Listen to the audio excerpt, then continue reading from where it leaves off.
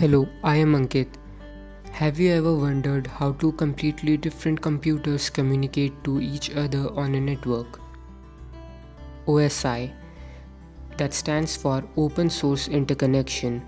It is a reference model that describes how information from a software application in one computer moves through a physical medium to a software application in another computer. It is a 7-layer architecture, with each layer having specific functionality to perform. All these 7 layers work collaboratively to transmit the data from one person to another across the globe. The 7 OSI layers are physical layer, data link layer, network layer, transport layer, session layer, presentation layer, and application layer. Consider this network with these two systems and an intermediate node. The data generated by application layer is passed to the presentation layer, then it is passed to the session layer, then transport layer, then network layer, then data link layer, and from there it is passed to the physical layer. Now physical layer places the data on the cable. In intermediate node, there are only 3 layers: physical layer, data link layer, and network layer, because we don't want the intermediate node to access our data. Now at the receiver side, the data is passed to the physical layer, then to the data link layer, then network layer, then transport layer, then session layer, then presentation layer, and at the end to the application layer.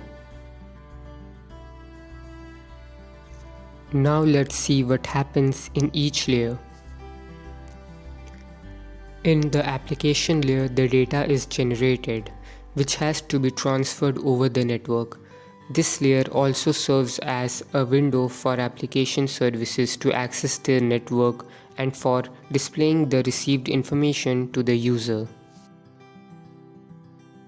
The presentation layer is also called the translation layer.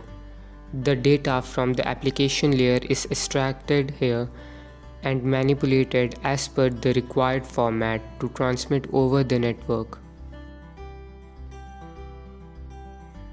The functions of presentation layer are translation, encryption, decryption, and compression.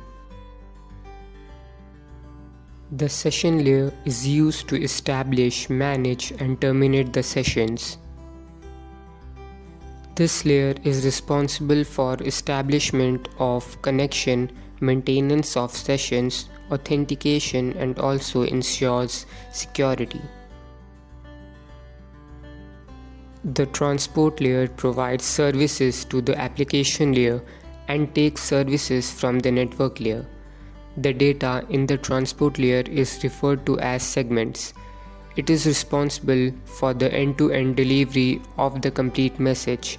The transport layer also provides the acknowledgement of the successfully transmitted data and retransmits the data if error is found.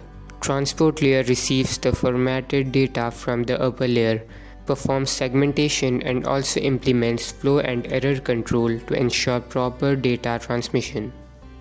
The network layer works for the transmission of data from one host to the other located in different networks.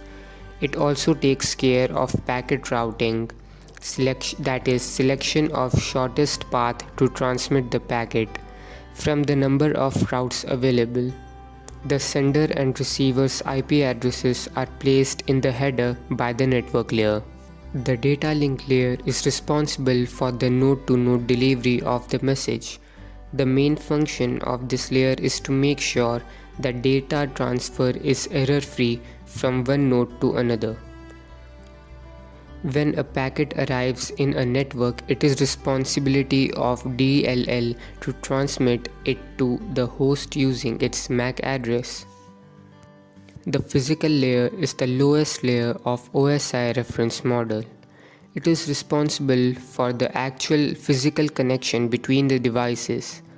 The physical layer contains information in forms of bit.